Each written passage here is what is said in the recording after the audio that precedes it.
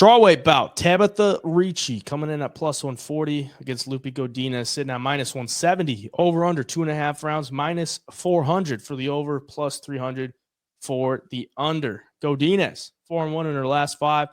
Coming off a big finish win for against Elise Reed. Tabath Ricci sitting at 4-1 in her last 5. And coming off a win over Jillian Robertson. So strawweight bout here. Looks like it's probably going to go to a decision based off those odds, and a good scrap though. I mean, these are two girls who are towards the rankings, I guess, in the type of bubble for the strawweight division, and pretty good matchup, I would say. Who do you got in this one? Yeah, this one, man. I think Tabath Ricci at plus 140 on paper looks really good, but as I dive deeper into it, I just don't see where in this fight she's going to have an advantage. Against Jillian Robertson, I don't give Jillian, or I guess I don't look at Jillian Robertson as a great striker by any means. I don't think she's very high level on the feet.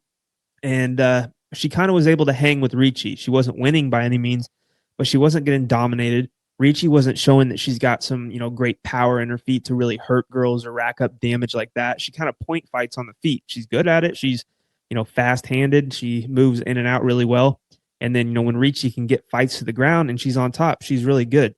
But I don't see her being able to do any of that against a girl like Loopy Godinez. Loopy on the feet is good. She's fast as well. She's got more power than Ricci. She's going to do more damage. She's going to land the more meaningful shots for sure.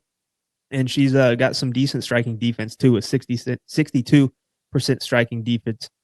But takedown-wise and wrestling-wise, if Tabatha wants to win this fight, I think she's got to pull off some kind of submission here.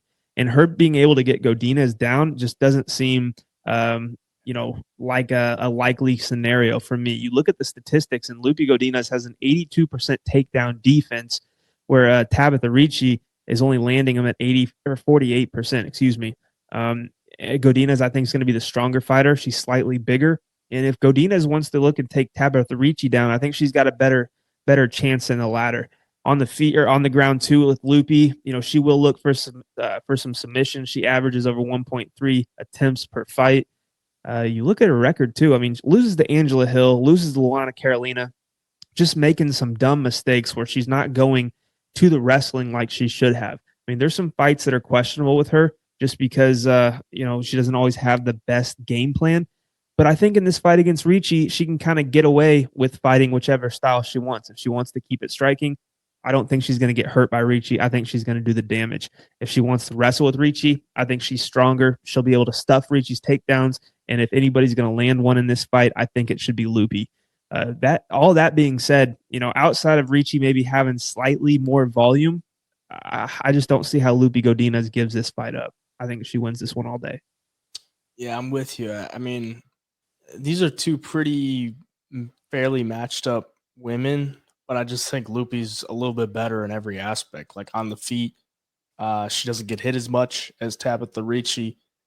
She's got better takedown defense, and her takedowns, when she goes to them, like they just look better to me. I don't know if it's the competition or what, but like the way that she can wrestle girls, it's very impressive. Just a lot of times she doesn't go to it. So the only thing that scares me in this one is, it's a women's MMA fight that goes to a decision, and it's, fairly subjective on the feet.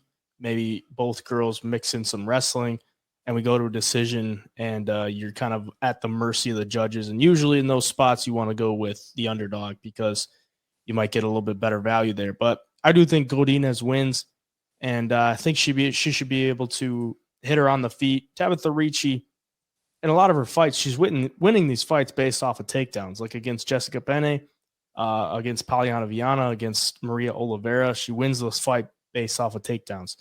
And then against Jillian Robertson, like you said, Jillian Robertson isn't the best striker. She's able to beat her on the feet and land a few takedowns, stay safe on the ground.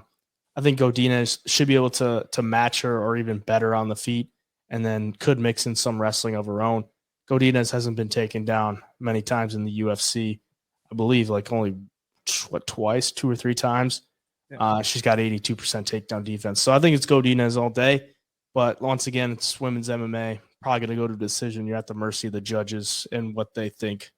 So that's really the only hesitancy there, but she'll be the pick for me.